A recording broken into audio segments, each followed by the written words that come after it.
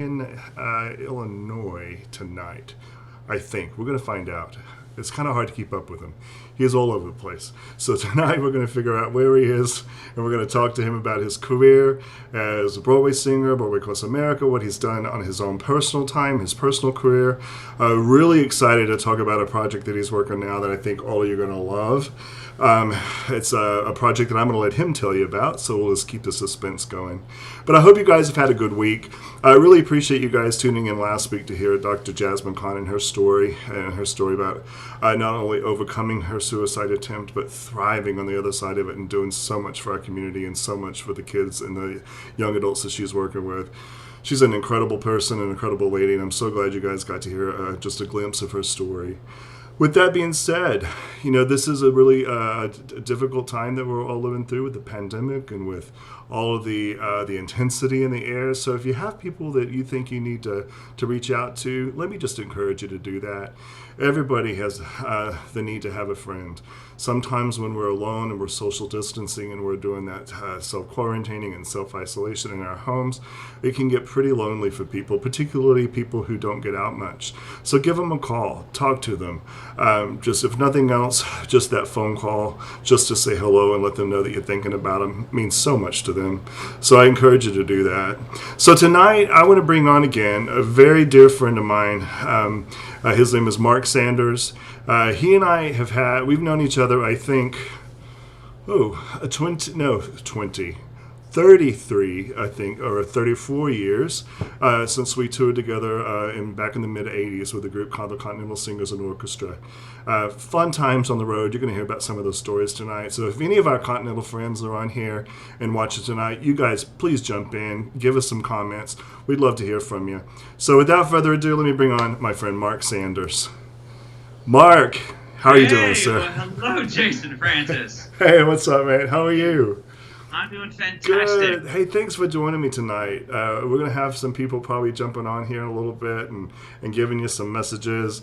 I'm assuming that we might hear from a couple of people like maybe Lori Marie Rios, possibly. Maybe Michelle Maurice might join us in, or Michelle Thorne now.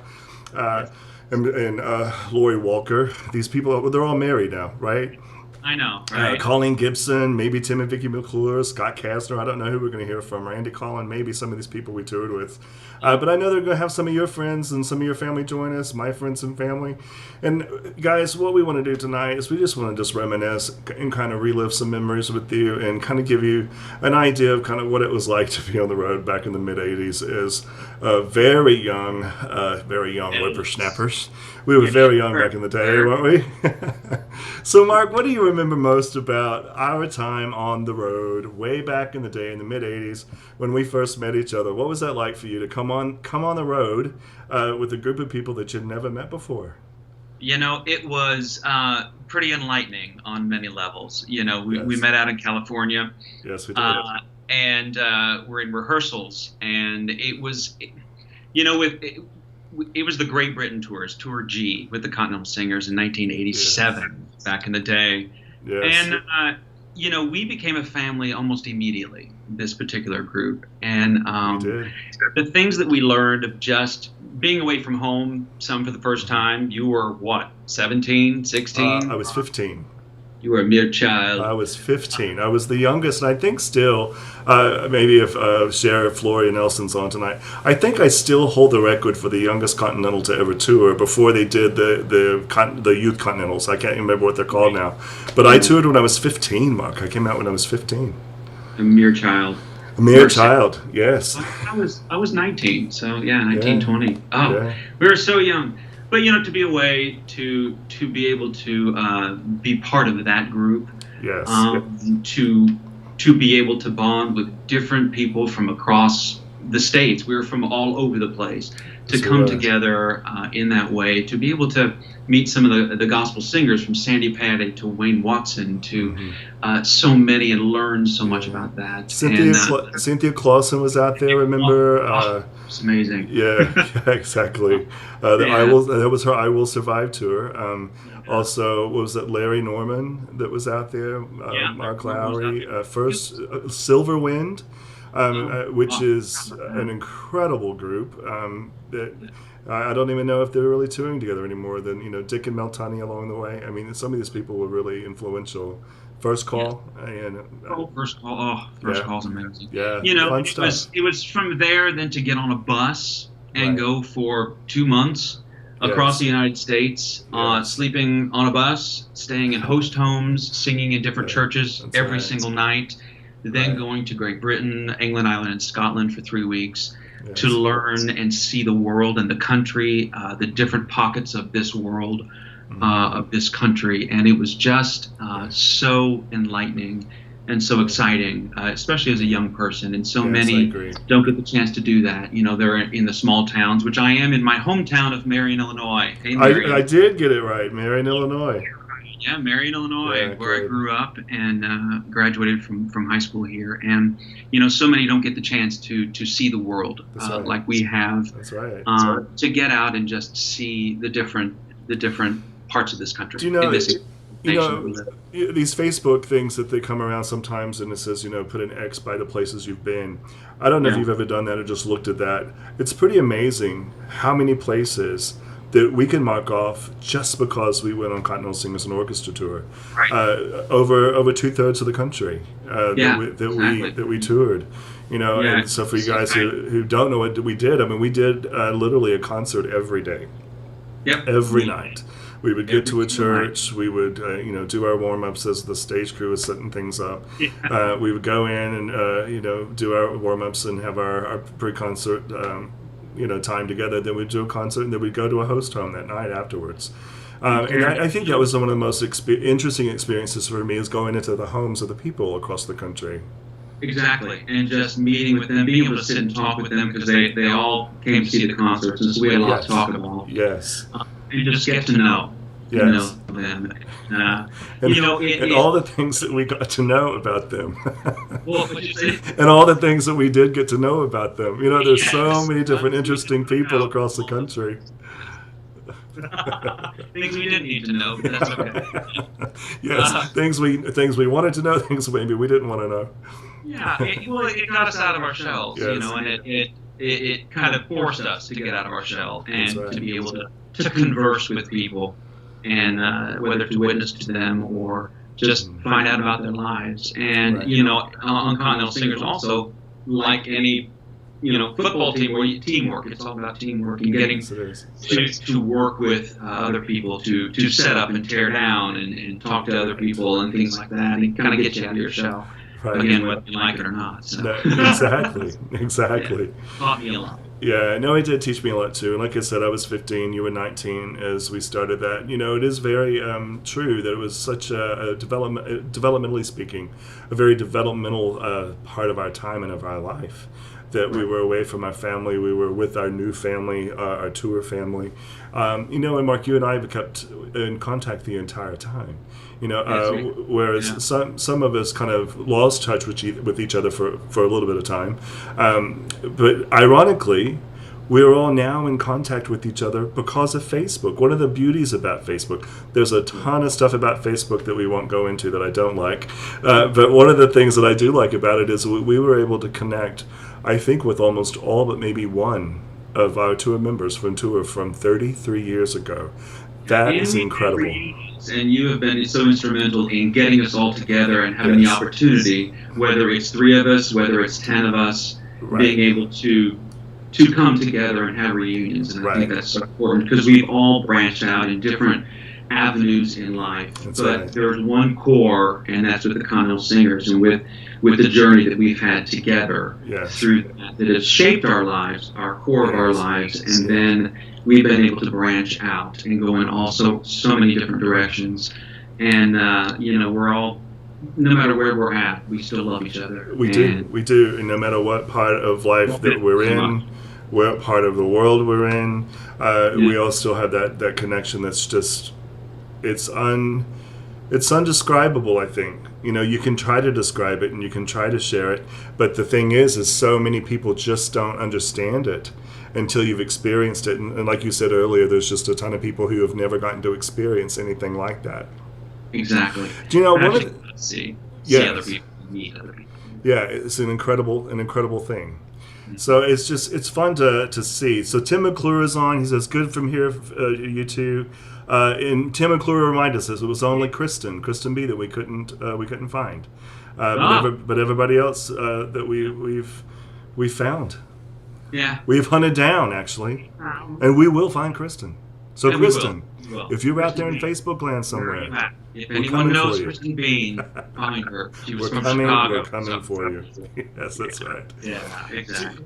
You know, and so I want to get to where your experiences in Continentals led you in life. But before we get there, I'd kind of like to just share some stories for the people who are watching with us, and maybe some of the Continentals who are watching, of some of our fun times on the road. You know, because sometimes the show that I do can be pretty intense, pretty dark, some serious topics, which is great. I love it. Tonight, I think part of the beauty of this is we're going to tell some fun stories. So. Let's see. Yeah. Oh, I got some stuff up my sleeve, Mister. Just wait. Oh, No, do you remember at the very beginning? We were known as the Continental Singers, right? Mm-hmm. Well, at rehearsal camp, when we would all finish up rehearsals for the day, and we would go back to our, you know, you know exactly where I'm going with this. We'd go back to our dorm room. We were at Belmont. Was it Belmont University or Belmont College? There in where were we? I think it was Belmont College in California. Yep. Don't get old, okay? Yeah. Let's remind you guys, it was 33 years ago. So I'll figure it out in a minute. But we went back to a dorm room. Do what? That's a ding in, Tim. Tim. You were the youngest on tour. In the opposite direction, by the way. Right. I think it's where Prince Harry and Meghan Markle are right now. That's where they are, I think. At the college where we were? At college. They're actually living in the dorms. Yes, that's exactly right. Isn't that amazing? We paved the way. We'll be right back. Now they're all chomping at the bit. What are we talking about? We were going to sit on the piano and we... Exactly. So let's get back. Let me get back to the chase. So we go back to the dormitory, and Scott sits down at the piano, and he starts playing. And he starts playing the song, Hey Big Spender. Yep. So we then start singing. All the guys start singing the song "Hey Big Spender," and we coined ourselves as the Constantinople Slingers. Slingers. Yes, we were. We had some. Oh my god! And I'm not sure we even knew what that meant. You know, it was hilarious. Yeah, and so part of that story, why I tell that story, is if you remember, and some of the times that we would have our offertory, but our where Scott would play as softly as Bruce would talk. And tenderly and all kinds of things. Along with whatever was the event of the day. And then all of a sudden our heads would be bowed and we would hear the theme song from Gilligan's Island, or we would hear the theme song from the Brady Bunch, just thrown in beautifully mixed in with softly prayerful. Yes, songs. that was the beginning of Christian crossover music. Yes, exactly. And we have the theme song. My God, so many great things, so many talented people. Let me tell you, Scott Kastner is one guy that can play anything and everything. I know that he did a lot of work with you on one of your projects. The first album, I don't know if it's your first, but one of the albums that I have is your Broadway album. Talk about that album. Oh gosh, that was when we'll talk about my New York to LA, yes. aka High Acres, Florida. But I had the opportunity to do my first CD. Yes. And I really didn't know anybody down there, and I contacted Scott, who he lives in outside Denver, Colorado, Longmont. And he does a Christmas concert every year, and I knew he did some incredible arrangements, and so he did all the arrangements and did all the at the time I didn't know many musicians at all in South Florida. So he did the orchestrations, he did all the MIDIs with all the instrumentation, and then I did my first CD. It's a Broadway type CD called This Moment, and you can find it on CD Baby and Amazon. Yes, can. But it was really a learning process through that. There were 16 songs on there, and Scott was instrumental. And then he flew out and we did some of the mixing and stuff through that. But he was incredible, and I learned a lot through that. And so I owe him a lot on that. And so many in South Florida, but we'll get into that in a minute. So yes, but what was cool about that story to me, and why I wanted to hear people to hear it, is because, again, however many years later after tour, you guys were able to partner up and team up and do something that was pretty phenomenal, and get to work together again. And he flew out, I guess, for me in 2010. It's been about 10 years ago. I flew him out from Colorado here to Texas, and he played for me at a mental health benefit concert I did. And he and I wanted to do some stuff from Phantom of the Opera, and I told Scott I wanted to do like a medley of it. And Scott, people who are listening may not know Scott, so I'm going to tell you what he did. So I was like, all right, Scott, here's what I want it to kind of be. I want it to be a medley. Scott sits down at the piano, and he just sits there and he closes his eyes, and he just puts his hands on the keys. And he sits there, and I'm like, is he listening to me? Or is he asleep? So he just sat there. And then after about 2 or 3 minutes, he opened his eyes. He says, okay, what do you think about this? And he played a 15-minute overture of like all these that just flowed right together. I just sat there and I was amazed. I was amazed at his talent. And it's just it was fun to be able to perform with him again at that point after, what was it, 23 years, 24 years. Yeah. It was cool. So, it's so exciting. And so again, people, you can get that album this moment. You can get that like CD Baby. You can get it on iTunes. iTunes and download it. Yeah. Download it. So, buy it. People buy it from him. This is the way. Yeah. You have some more left. Yes. So from there, Mark. So back to tour. You had one of the major roles of tour. You played the part of Elisha in our Elisha musical. And the musical version in the middle of this, everyone, it was on the life of Elijah. Elijah, that's right. Tim McClure or Tim Phillips was Elisha. Yes. Yeah, so Mark played Elijah. So Mark, talk about that role and talk about kind of where that kind of led you maybe into some of your further career. Well, yeah, I mean, it was first of all an honor. We all had to audition for that, and to do that, and I, in the choir situation, I had a big robe that I put on, but for that, but just to be carried, to learn that, and one of the things that gospel music instilled in me early on, even here in Marion, singing at the First Church of God there, and through musicals in high school, and then on to Continental Singers, was to put that heart and the belief in the songs that you sing. And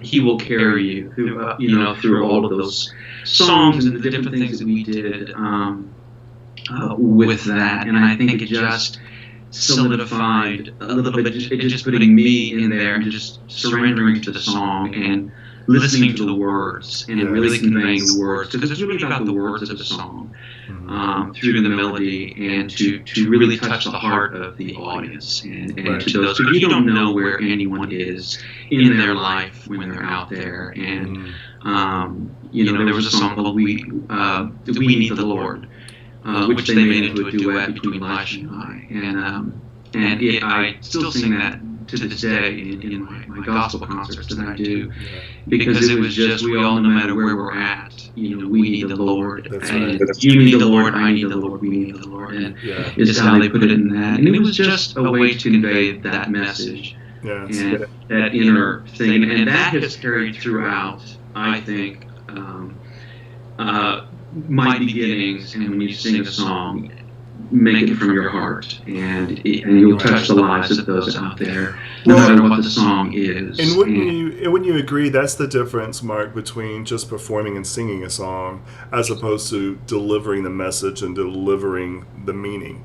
And that's where you connect with your audience. I mean, you can be a great technical performer, but have no connection with your audience. But when you're delivering that message like you're talking about, and delivering this story to people that touches their heart and touches where they are, a transformation occurs, and that's what I think makes a performer most successful. Even performers who maybe technically aren't great but can deliver a message, it's the most powerful thing you'll ever see. Exactly, and that there is power in music, and music is so transcendent. Yes. Across all boundaries, across all countries. You know, as a youngster, my parents were missionaries, and we went to Managua, Nicaragua. I went there twice, Guatemala City, Mexico City, to rebuild the church schools and things during the earthquakes in the 70s. And, you know, to see that we are all just one. You know, even as a kid, to go out and play with the kids. I couldn't speak their language; they didn't speak mine. But we played games and we sang together and things like that, and that just goes across all boundaries. Exactly. Music became that that connection. Music became the universal language because music is something you feel with each other, and when you can get that connection again, there's nothing like it. Yeah, It's beautiful.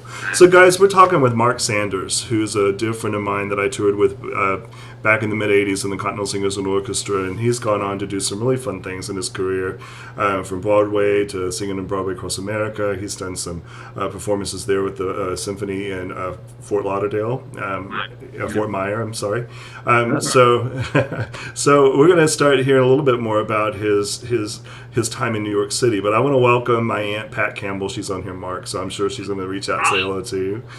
Judy Robbins, hello. Wendy Carter from Fairfield, Texas. Glenda Bundick and Doran Bundick. Good to see you guys. Lita Jackson, good to see you. Thank you guys for joining us tonight.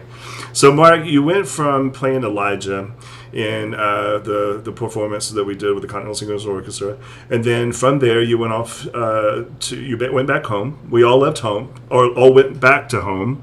You were at 19. At that point, did you go to the university, or where did you go from there? Well, I was in the middle of. I was at Eastern Illinois University studying marketing and graphic design. Yes. And I was in the show choir there. And Mr. Hills was the director, and he kind of took me under his wing and gave me free voice lessons for the most part there. Right. And I went through the juries, and I didn't get credit, but he saw something, and kind of gave me the 25 Italian arias and the technique on stuff. Right. And then I did theme park. So that's right. County Marion, I didn't know what. I was very active here and in the church and at show choirs and the musicals here.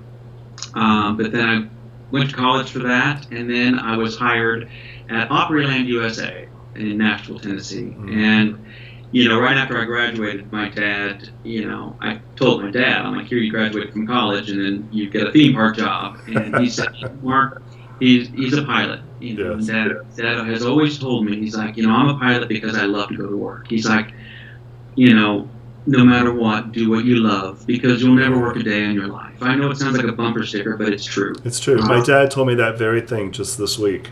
Yeah, and it's one of those things that it opened up the door and allowed me to then go to Opryland. And I had done Darien Lake Theme Park and Canopy Lake. Those are in...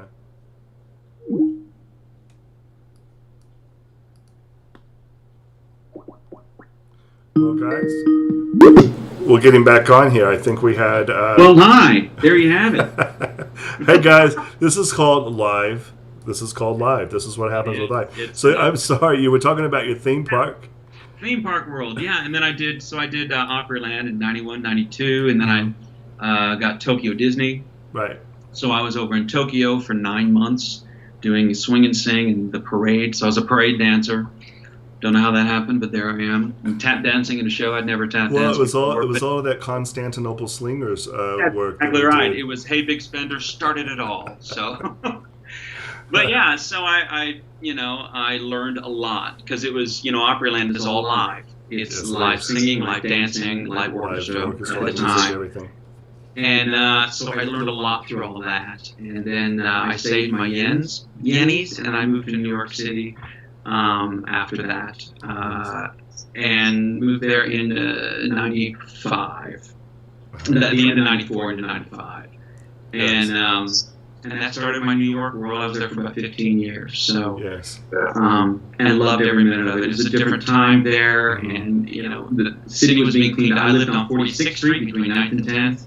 Yes. And was very fortunate to be able to work with the people that I've worked with there. A lot of regional theater, from Sacramento Music Circus to Pittsburgh CLO to North Shore Music Theater and things like that, and just some incredible directors and incredible actors. And that's where I would sit and watch the directors work, and learned a lot. And just being able to, not coming from a theater necessary background, I didn't go to school for it and things like that, but I watched and I learned so much from that, and a lot of that came from Continental singers too, to being afraid to get in front of an audience, a different audience every night. That's right.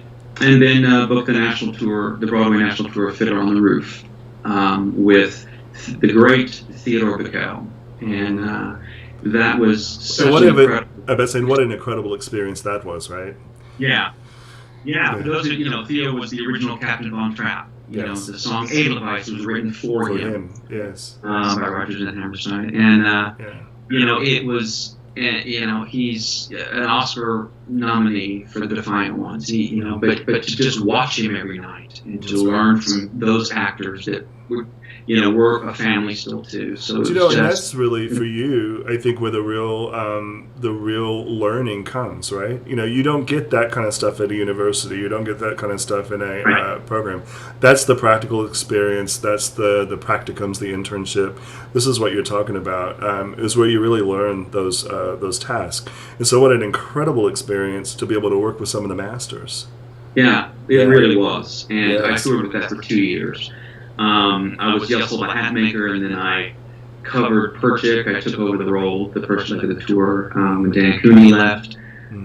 So it was an honor to be part of that. And again, learning so much with that. And, my other, Pittsburgh CLO was, I did 4 summers there, but worked with Adrienne Barbeau to, all these incredible actors, and so it was great. And then I was in New York City. It was 15 years. I lived 3 different places: Washington Heights, and then Long Island City. I had a condo over there, and that's when I needed a break from the city. So if we start going into that world, how'd you get to Florida? Thing.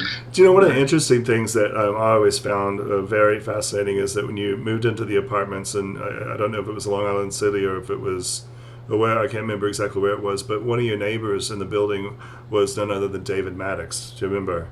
And Dave, yes. And Dave Maddox was the one who arranged so much of our stuff for Continental Singers and Orchestra for our tour. Which I thought was just, what a small world, that you would end up, or we would end up in L.A. with this guy. Then later on, you would end up living in an apartment building with him in New York. But what an incredible arranger he was, or is. Incredible music that David Maddox would work on with us. So, yeah. So it was great. In the interim there, I didn't. Instead of waiting tables and things like that, I found a penchant for carpentry work, and beautiful work. That started my, instead of waiting tables and stuff, I started finding people needed shelves, New York apartments and things like that. And once you get the tools and figure it out, that started a big road for that to find things outside of theater that I could do, and that's from my graphic design and just the eye of that. And I didn't know what I was doing, but I learned it and I figured it out. And so that was great. But the last year that I had a workshop in Long Island City too that I had, and a carpentry workshop, and was able to build a lot of stuff and learn. And my friend that I did Miss Saigon with at Pittsburgh, Randy Ballesteros, was on HGTV with Mission Organization, and he said, "Hey, we need a carpenter. Are you still doing carpentry?" And I said, "Yeah." So I was on an episode of that. And then Roy Bean, who was a Mary Sunshine on Broadway and the tours, he was working with a designer, and we were with the Metropolitan Home Magazine and Showtime Show House. there, and so I became a carpenter for that, and so my work is in Metropolitan Home Magazine. Yeah, that's really cool. With that, and I met Michael Lee Scott, and then I started doing work at Stone Mountain, Georgia, the park there. Yes. And so now with IO Productions, I've been their head carpenter for the Christmas shows there for a little over 10 years. So that's kind of a passion, what I love, but and you just recently put a little bit of paint on a pretty impressive mural. I did. Let me tell you, here in Marion, my hometown, they have, Josh Benson is head of the Marion Cultural Civic Center here, and our mayor, Mike Absher, they have really connected with the arts, and they're planning on doing a lot of murals downtown, the downtown area, with the arts and things like that. And Sean Vincelette, who I went to school with, who's now in Atlanta, incredible artist, and did a scene of the old Orpheum Theater before it burnt down, the theater that I did my first musicals on. And one of the old, he does a lot of the landmark buildings, sketches them out. So he's got books and stuff like that. But they did the mural, and then on Biassy Keyboard, which is where this current mural is, I got to go paint on it a little bit while I've been home. And it's just been fun. It's fun. Yeah, huge honor. I love to see that in small towns really branching out and doing things like that. And so it's nice to be able to be a part of that. So, and how nice was it for them to be able to have someone that's done what you've done and represented their small hometown so well to come back. Well, thank you. Well, and in all seriousness, and to come back and to be a part of bringing that back home.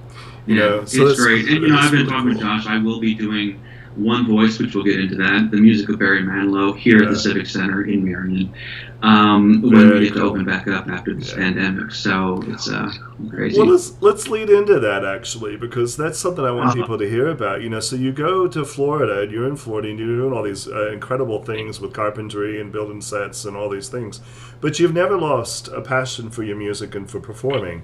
No. And guys, if you've never seen Mark perform, I highly encourage you to see it, because you take the stage captive.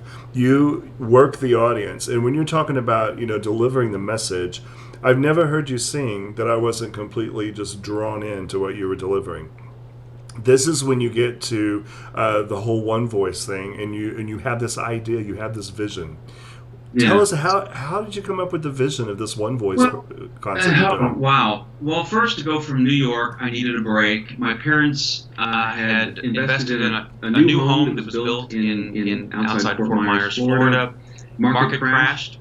It sat empty for 4 years, and I asked if they wanted somebody to come and stay in the house for a year or two. So I did.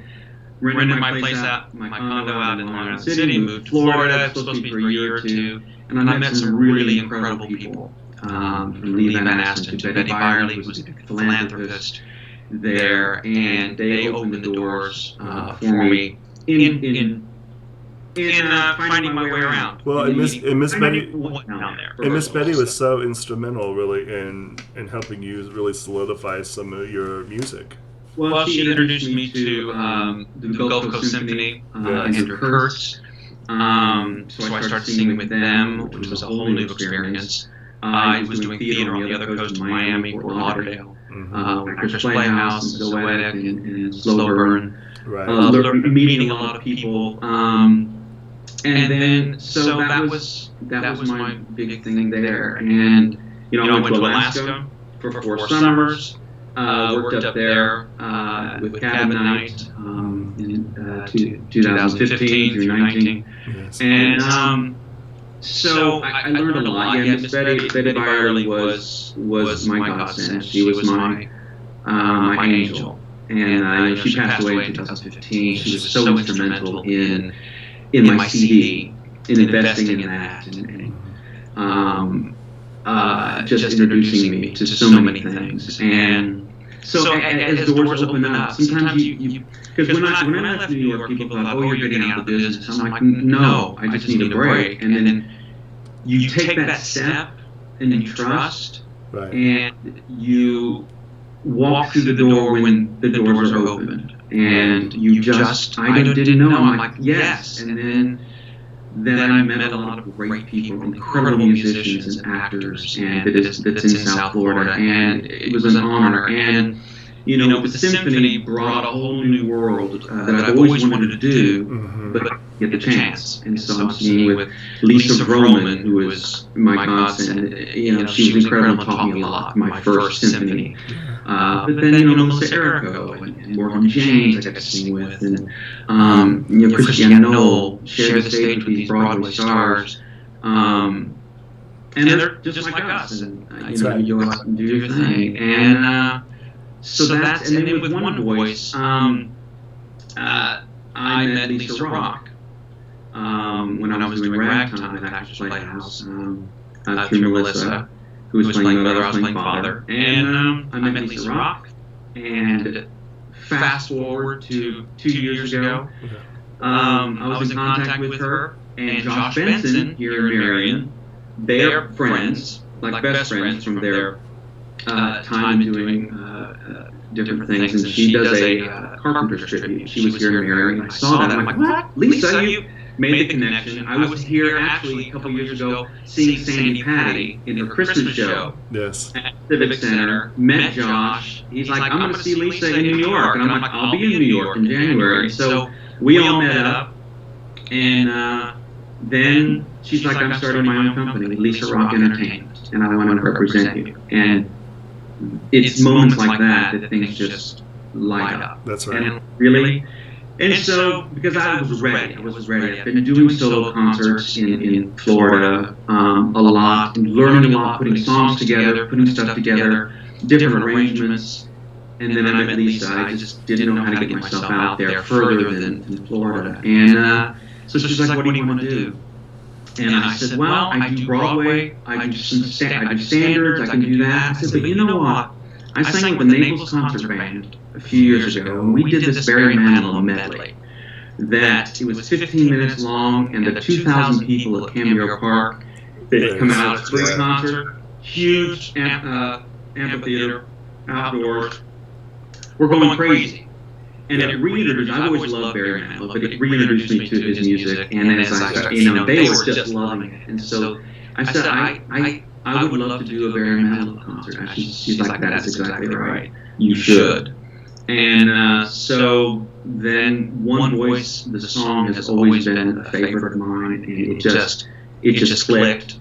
And then with advice from Lisa and others, it just started coming. Then Barry Manilow has, he had 50 top 40 hits. It's incredible.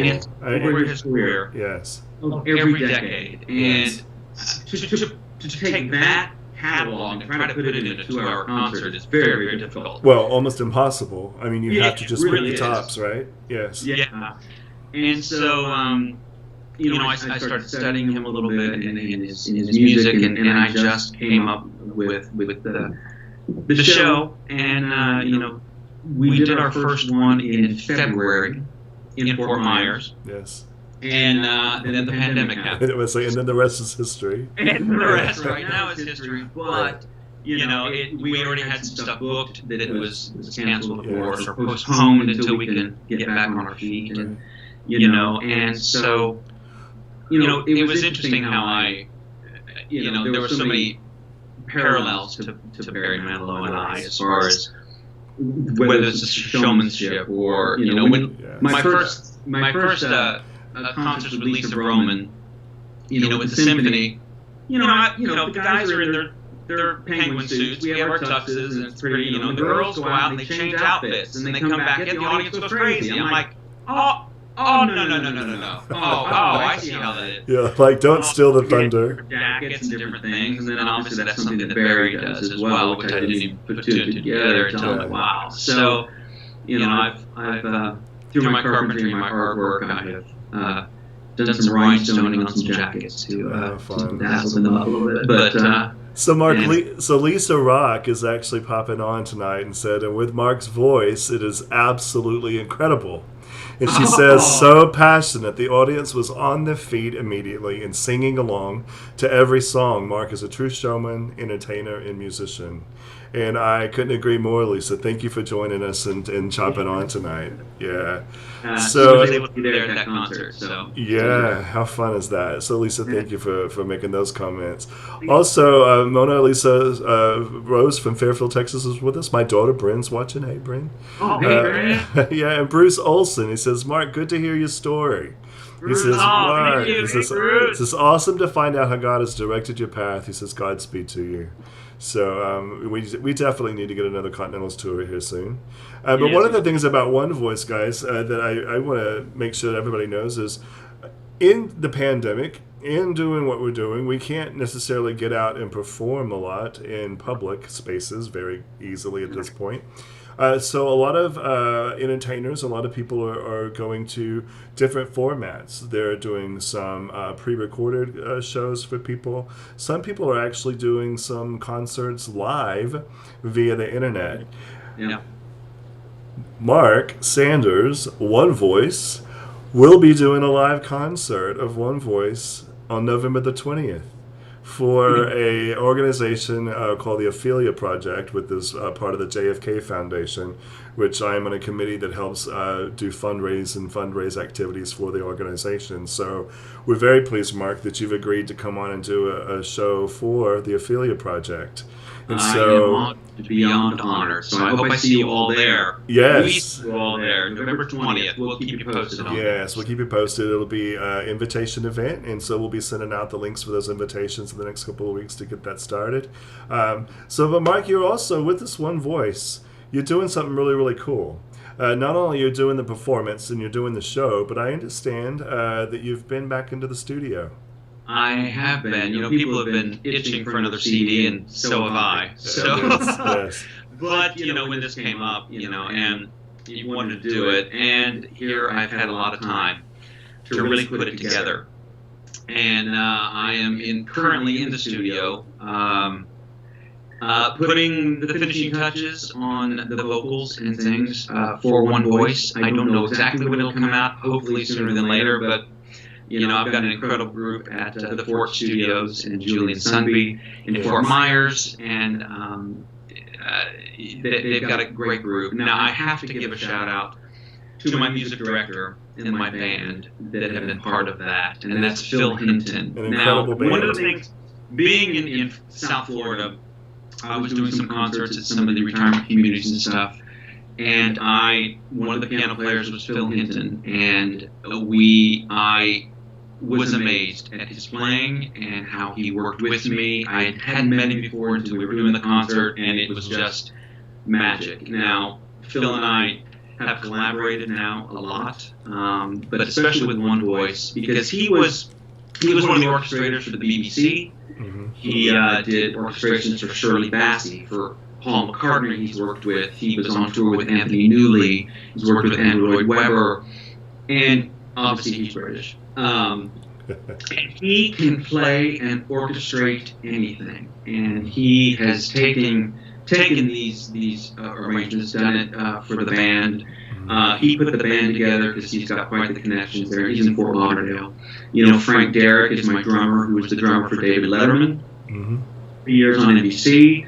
Rancis Colon was the band director, and he's my bass player for Celia Cruz, the great Celia Cruz. Wow, what a voice. Phil Fest is my award-winning guitar player, and Elijah is Elijah up there. He's my second keys, and he's put all these arrangements together. And the CD, you know, the band has put their tracks down, and I'm working with them with that now. Yeah. I'm so excited about it. Yeah, I can't wait to hear it. I mean, I've heard your teaser trailer, which I was going to try to get on tonight for people, and wasn't able to get, the technical. I had to fire my technical person. Oh, exactly. Well, kids these days. Yeah, that would be me. That would be me. But anyway, I'll make sure that we have it in the link, because I'd love for people to be able to view your teaser trailer for your One Voice. That would be great. Well, if they go, you can see that through that, or they can go to my website, marksandersonevoice.com. Yes. It has the sizzle video. It has the I Write the Songs full video on there. Yes. And I just completed the medley the full medley. It's about 9.5 minutes long. Had that edited down with my great videographer, David Cintron, who's in Fort Myers as well. So look for that. That'll be coming up on the website soon. Yes. I can get it for you as well. So yeah. Again, it's marksandersonevoice.com. So we have that scrolling across the screen here for people to see. So again, go check that out at www.marksandersonevoice.com. Hear all of that music, and we'll be waiting to hear from you for your CD. So join my mailing list. Yes. And I once I figure out how to put a mailing list thing together, I will get those out. That's exactly. That's been on my list for how many years now? So, but yeah, it will come out soon though. Well, Ted and Carol Jeter said, Mark. Hey Ted and Carol. Yeah, said, Mark, we loved your One Voice in Fort Myers. Yes. And so welcome again to Cheryl Holloway Garza. She's on here with us tonight. Sonny Flippo, good to see you guys joining with us. And we've been talking to Mark Sanders, a dear friend of mine again that I toured with way back in the day. Yeah. Back when we were youngsters at the Continental Singers and Orchestra. And Mark, you've had such an incredible career and very interesting stories. One of the things that we're in this pandemic, and it's been a very difficult time for so many people. And one of the things that we can do is we can, as musicians and entertainers, give back.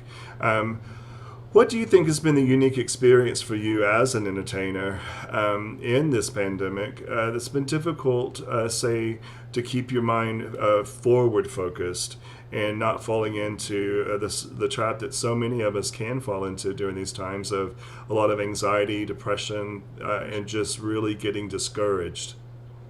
Yeah, it is. I mean, it's tough. It has been tough. And once you kind of sit down and you focus on things, there's so much that's out of our control. And it felt at the beginning that it was just me and I had to be doing something. Mm-hmm. But when you realize it's the entire country, it's actually the entire world that had to shut down, needed to shut down. So it's not just us. You're not alone. It's worldwide, right? And to realize that and to reach out, and there are ways, and there were ways, and there still are ways to reach out to others, and through what we had to learn, as actors and as artists, to find a new way to get ourselves out there. Now, there's nothing like live. Everybody still live, which I completely understand, but the music is transcending, and to whether it's through Zoom concerts, and the early Zoom concerts and stuff were just scary because we didn't know what we were doing. To go back and look at some of those, it's all the blurps and the nobody's on and things like that. But now it's getting a little bit better, and we're learning. New ways to create were born out of this. So to look at it that way, and to reach people that you never reached before. Especially as an artist, as a musician, as a singer, to find that out and just remain creative. No matter what area of work that you do, whether you have to work from home, but there are some bright spots somehow, somewhere, and to reach out and find others that are in your position, and to be able to bounce things off of each other. I think it's so very important, and to learn from each other. And we're not in this together, or we are in this together. We're not alone in this. So we're really not. So that's exactly right. And it's tough. It's tough to be away from family. It's tough to not be able to see loved ones. And I've had several people, dozens in New York, friends that were in the industry and not in the industry that contracted COVID and were in ICU. Some in with incubators, and a couple.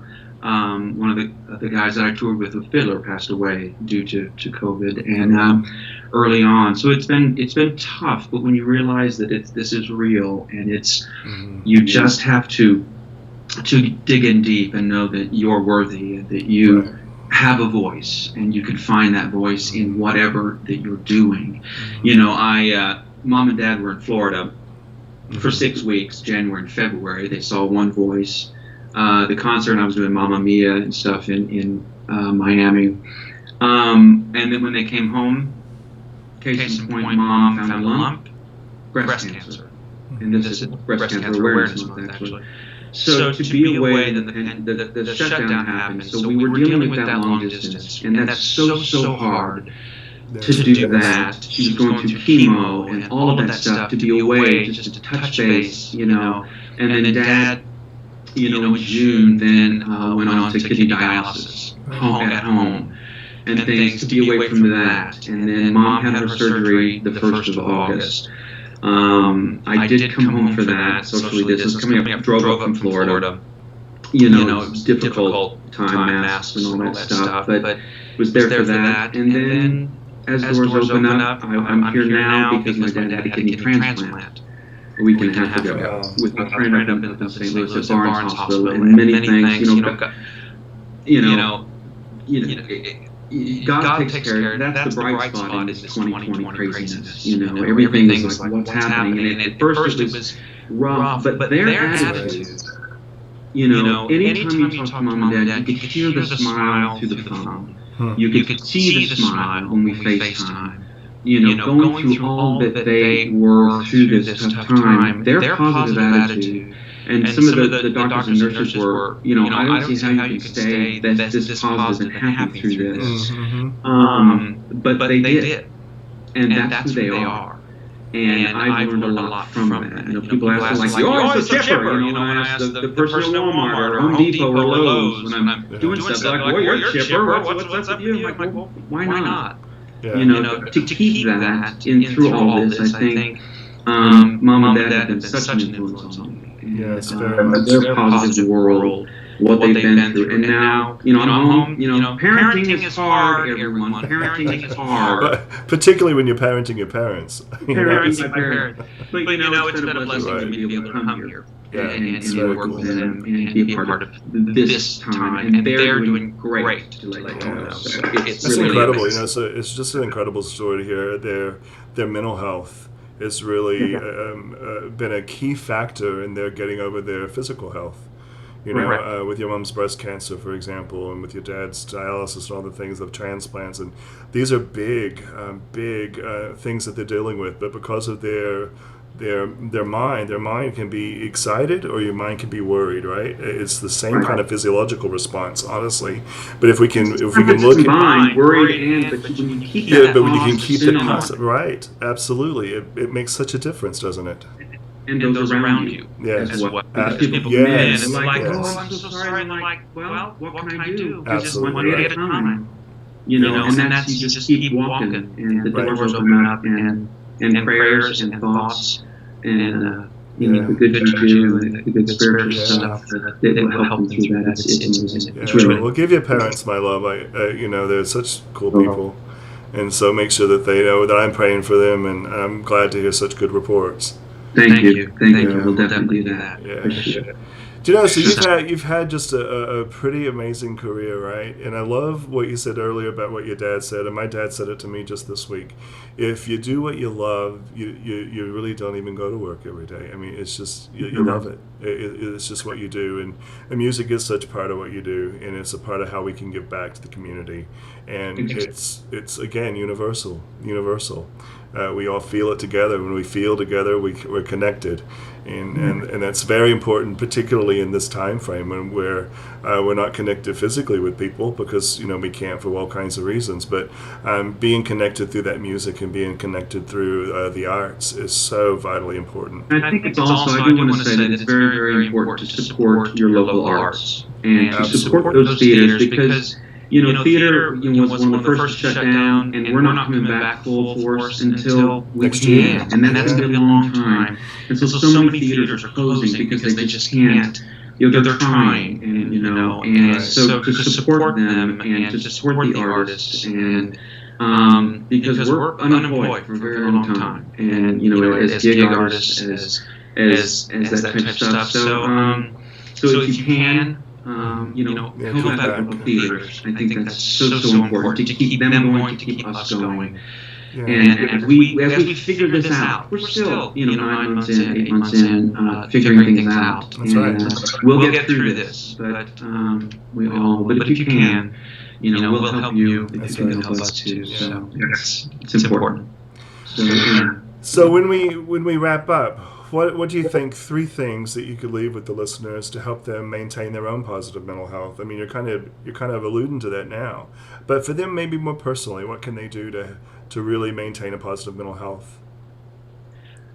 Reach out to anyone, to everyone, because they care, and you're important, and you're right. You are very important to this world, right, and the way it works. Keep the faith. This is out of our control, but God is in control, and those around us are in control. So reach out if you're having any issues or thoughts on things. It's very important, and keep smiling. Yeah. Hope. Hope is one of my favorite words. Yes. It's there. Hope. Without yes. hope, what do we have, right? Right. Hope is what pushes us forward. Yeah. It's one of my favorite words, and I will do a shout out because Jason Francis is an incredible singer, everybody. And I will say, oh, hey, look at that guy. This is Jason's new CD. Thank you, to Hope. It's been playing in my car because it's a 14-hour drive. So. Yeah, not a 14-hour CD. It's a 14-hour drive. Just to clarify. I know. On loop. Yeah. But it's really and find some music and play. Yeah, thank you for that, Mark. I appreciate it. Dance party. Yeah. In your house, when you get down, have a dance party. That's it. Well, I appreciate you. I appreciate you putting the CD out there for me. It was a like when you put yourself into those, that becomes a part of your journey itself. And that CD became a very special project to me. And a lot of really good, like you say, really good artists were on there with me. And the music is incredible. The orchestrations were incredible. So it was just it was a way for me to give back to the mental health community, and just a way from beginning to end. For those of you who haven't heard it, it's just beginning to end. It's really kind of a meditative style CD, just to get you into the moment of healing. God's promise to us through His healing and His deliverance, but also just that togetherness that you're talking about, Mark, too, is so important. Just the idea of friendship and love, and that we're really truly all on a journey to hope and keeping our hope, because without it we have nothing. So I appreciate the shout out from you, and maybe one day you and I will be on a CD together. We still need to duet. You never know. You never know. All the people out there, should you want it, let us know. Gosh, are we going over? No, you're fine. I know that's one thing that really led me to Barry Manilow's music, is because it has tested the time, and there is a song for every emotion and every, even one voice. It starts with one person, and as that one person has a voice, it grows. Yes. And pretty soon we can change the world with the amount of voices and things that come along with it. To I write the songs, to somewhere down the road, we'll meet again type thing. So it's just it's universal, and it's exciting, and it's great to be able to share those words through that music. So again, everybody go to his website, www.marksandersonevoice.com. You can download his, or you can see all of his stuff there. Do you have pre-orders for the CD yet? Will that be coming soon? Not yet. Okay, but look for that, folks. Get all that stuff on there soon. So. Yeah, look for. And also, just remember, on November 20th, we'll put word out that you can hear Mark's One Voice concert on the Zoom event that we'll be doing for the Ophelia Project out of the JFK Foundation of Coachella Valley at Palm Springs, California. So we'll be doing 5 or 6 of the songs, and we'll kind of go from there. Yes. Well, Mark, we appreciate you so much coming on. All of the people who've chimed in, they'll be leaving comments. You can go back and read them all. I wasn't able to get them all, but thank you so much. Love you, my friend. We need to get together as soon as we can after this pandemic for another Continental Tour TG87 reunion. That's coming. It's coming in 2021. But anyway, so it's so good to see you, and we'll talk to you very soon. Thank you, Jason. Thanks, everybody, for joining in. I appreciate you very much. Thank you so much, Mark. All right, take care. Take care. Bye. You guys, thank you for joining us tonight with our interview with Mark Sanders. Again, very different of mine from way back that we toured together with Continental Singers and Orchestra back in the mid 80s, and we've stayed in contact. And you heard his story of all the stuff that he's been doing, about the One Voice concert that he's doing for the tribute to Mary Manilow, but most importantly, how he is encouraging other people to maintain mental health through all of this that we're going through by connecting, by reaching out, and by remembering to keep our voice, to find our voice through it all. So I want to leave you with that tonight. Appreciate you joining me. We'll see you next Tuesday night when we have another talk with Sonny Flippo, again, a good friend of mine from college who is a therapist, and we'll be talking about men's mental health issues. So please share that and share the video, and we'll see you on Tuesday night. That's a wrap.